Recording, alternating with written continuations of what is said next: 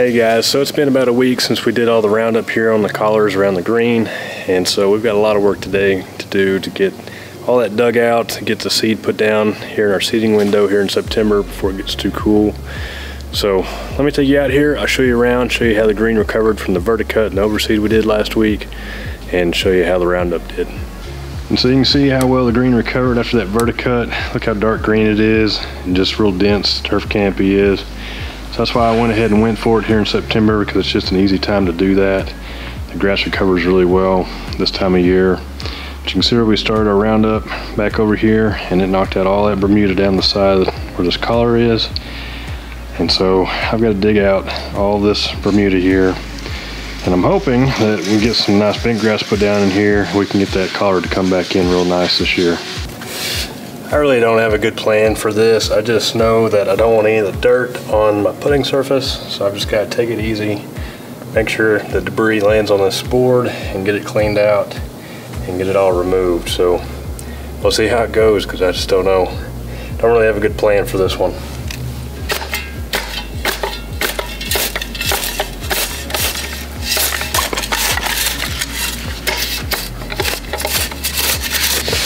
This might actually be really easy, because I've been watering all the seeding at 7-Eleven 3 and 7 all week long. So everything's pretty soft and easy, so maybe we can just scrape it out of here and level it, throw the seed out, and we're done.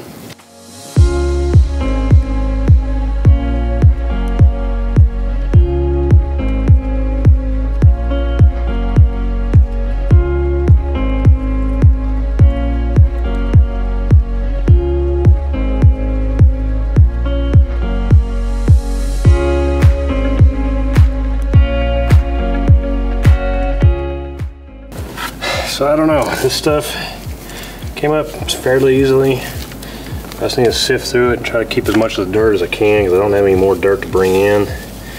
Nor do I want to bring in more dirt, because you just don't know what kind of weed seeds and things like that are in it. So I'm just going to try to get out the debris the best I can. Re-level this area. Really and truly, this is an area that I just want to have flat. I don't necessarily care that it's as smooth as the putting green, because this is the collar. So the grass is normally going to be a little bit taller over here. So as long as it's flat and smooth, so when we mow it, it's easy to mow. That's really all I'm after over here. So I'm just trying to get the big debris out. We'll get as flat as we can, throw some seed down and call it good.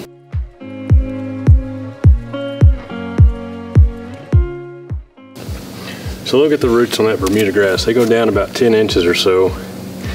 You know, people always worry about, well, I can't mow my Bermuda down that low.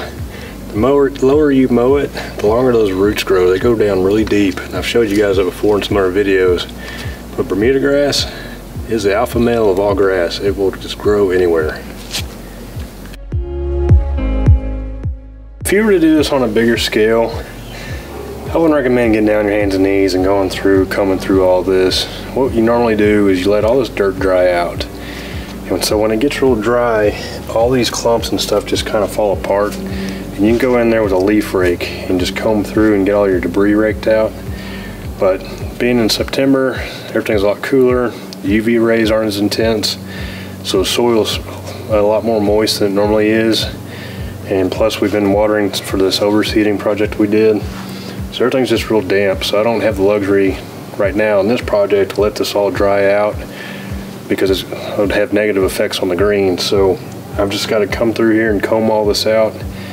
And like I said, just wouldn't recommend you do that on a large project, because that can be a lot of painstaking time, and it's just not worth being that meticulous about getting all the debris out. Even though you're going to mow low, you just don't have to get it that perfect.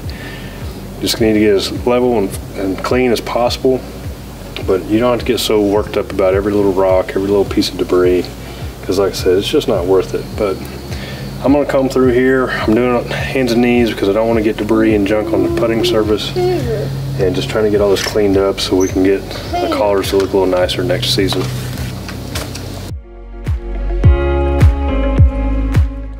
So that little guy right there is what you don't want to find in your dirt. These little white guys, they are grub worms, and so they will eat the roots of your grass and cause things to die. But I really don't think that these are actually in my side of the yard. I think they're coming from next door. And the reason I say that is because whenever I pull cores out to move the putting cups around, I've never found any of these guys over here. So something you want to watch out for. It's definitely something you want to put down some sort of insecticide to get rid of the grubs if you do find them. But that's what they look like right there. So this guy right here is what I've been looking for. This giant root I knew was sitting under here somewhere. It's been sending these suckers up into the green all year long.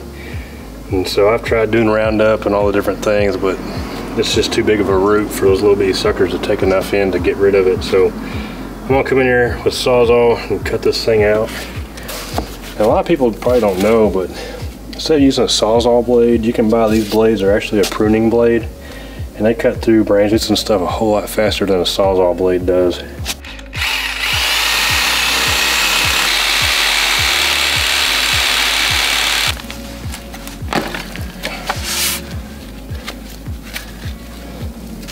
Found another big root down in here I'm gonna cut out.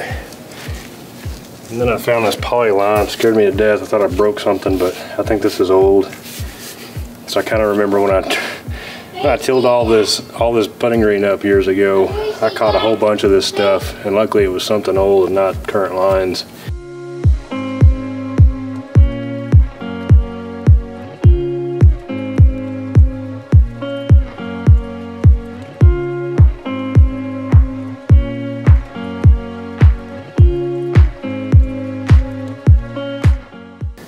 What a mess.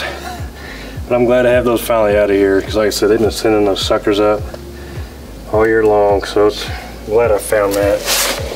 I knew I was going to find something down here, I just didn't know how much. There's probably a lot more down here too. Day 2, we're back at it out here. Everything's kind of dried out a little bit better since yesterday. Turned all the water off so that way it'd quit soaking the stuff down. So we're going to see if we can get the rest of this knocked out, because it has been a mess. So we got some more of those roots out yesterday. I'm still finding some more in here that I've got to cut out, but I think it's going to pay off. We'll get the rest of this Bermuda out of here, get all this kind of raked out, cleaned up, hopefully get some seed down today.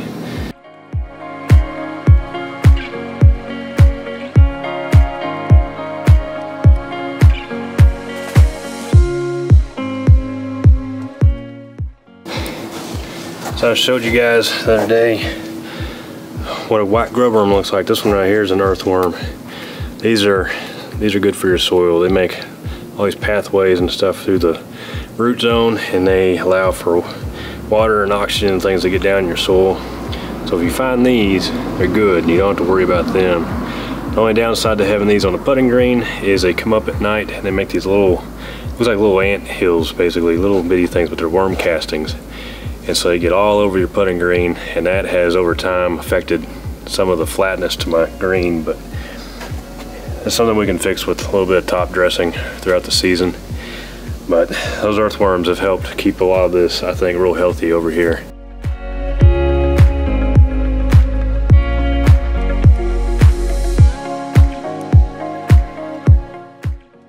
So I showed this to you guys before. This is a dethatch rake, and it does pretty good doing dethatch, but works great for doing dirt work, because you can smash the dirt clods, and these real thin fingers, they kind of get in there and pull out all the grass and the loose debris that's in there.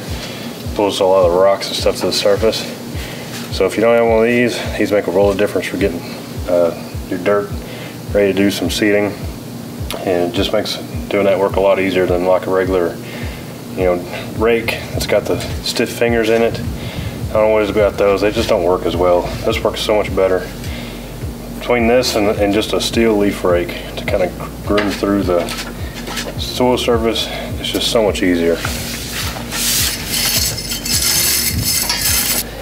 And so I've talked about this before in some of my seeding videos, but something you really want to work on is getting this transition right. Because if it's too low, your row mower will dip off of. If it's too high, you'll scalp into, the other part of the ground that you're trying to keep flat. So it's real important that you spend time making sure these transitions are good and flat, and get all this dirt worked around here. So that's what we're going to do, is we're going to do a little bit of final grade, but we're going to pay extra attention to these transitions right here where we cut all that Bermuda out from here, just to make sure everything's good and smooth.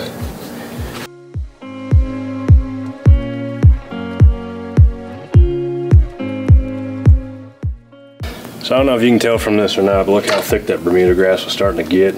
It's starting to spread across the putting surface. So that's why I went ahead and sprayed it and killed it. Because this is what good bent grass looks like.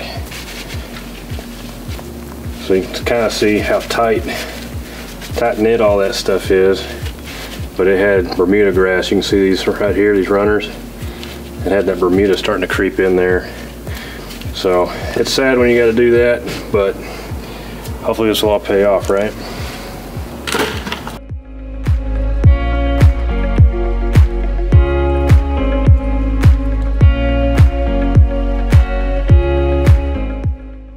All right, so you saw me come through here with the leveling rake. And so what it did is it put a bunch of these dirt clods over on the green surface, and we don't want that, because if that breaks down, make a bunch of bumps. Whenever your reel mower comes through here and crushes it all down, it'll really disrupt your surface. So just take a soft bristle broom and you can sweep the grass and just kind of get some of that debris out of there.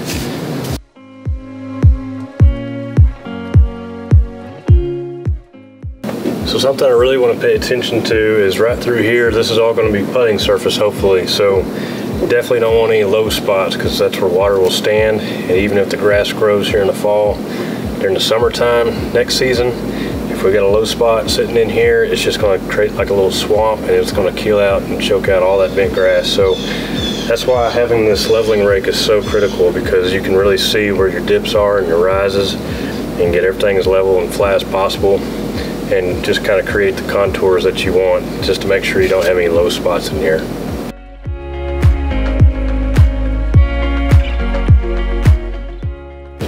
And this doesn't all have to be absolutely perfect, because once this grass grows in, we can actually hit it with some light top dressing and start building up that layer over time. And so you can get all these really kind of the fine dips out. You know, you just don't want anything that's real big that's going to hold a lot of standing water. So again, this all doesn't have to be absolutely perfect, but obviously the better you get it, the better results are going to be. But especially if you're working on the putting surface, you just want to make sure you get that as level as you can, and just not to have any low spots that can trap water and choke out your bent grass. But all this around the collars, you know, it just needs a seed bed just so you can mow it.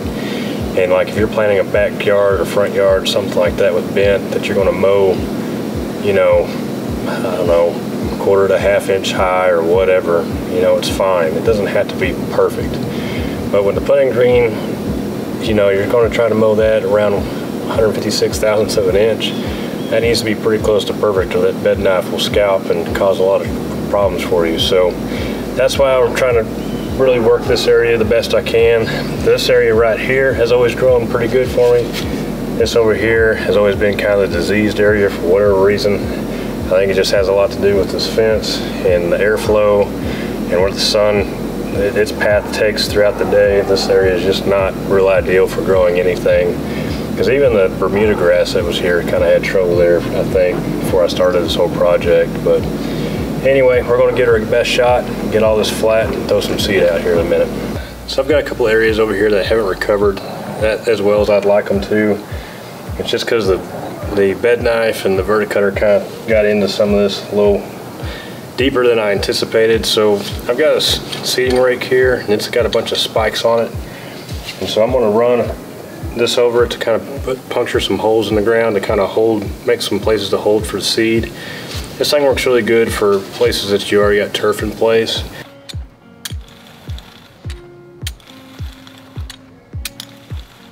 So I don't know how well you can see it, but it makes these little holes in the turf right here. And so that seed will fall into these little pockets and give it a place to land in this turf that's already established. And that'll help you recover some of these bare areas and these troubled spots. So all right guys, we've got all this kind of prepped along through here. Made sure that all the transitions are good and smooth with the leveling rake, and got as much of the debris out as possible. Made sure that we don't have any low spots here in this area where we want to have a putting surface. And like I said, these areas where these collars are, I know you can see some of the debris, and I promise it's fine. Don't get worked up over some of the extra debris and all that grass that's laying in there, because it's dead.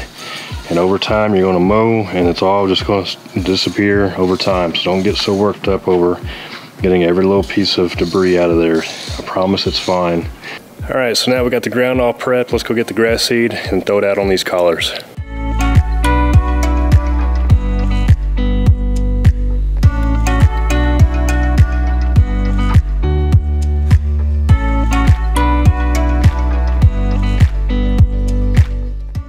Last thing to do is go rake all that seed in real light, and you're gonna end up picking up some more debris more than likely with it.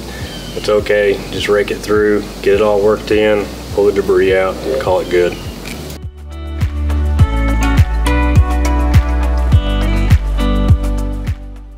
So the last big part of this is to throw down a good starter fertilizer. I can't stress the importance of that enough. I don't care how much fertilizer you put down throughout the season. I mean, obviously I'm on a putting green. I fertilize it quite a bit to keep it green throughout the Texas heat through the summer. But even doing these collars, we've stirred up the dirt. So we've got to put a good starter fertilizer down. So that's what we're going to do, is throw down a pretty good amount of that down. We're right up against the end of September, and we're still in the 80s here in Texas, but it's going to quickly start to cool down. So I'm going to push this turf as hard as I can to get it to grow in before the winter hits and we just don't get as much daylight. So I'm going to go pretty heavy with the starter fertilizer and just see if we can get this stuff to kickstart.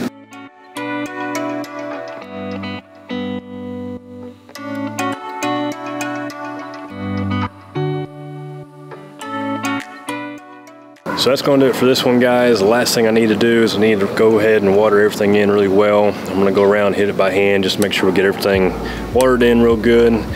But you know, being this late in the end of September, I've got to be real careful about not overwatering, but also don't want everything to dry out, because we're still in the 80s, but we're soon going to be dipping into the 70s, and our nights are going to start cooling down quite a bit. So I just don't want to create any disease pressure here on the putting green while we try to grow this in.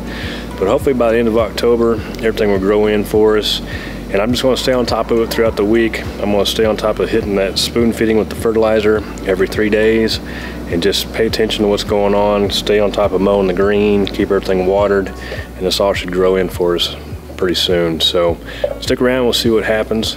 But guys, if you would, like this video if you enjoyed it. If you haven't already, subscribe to our channel. And I think that's going to do it for this one, guys. We'll see you in the next one.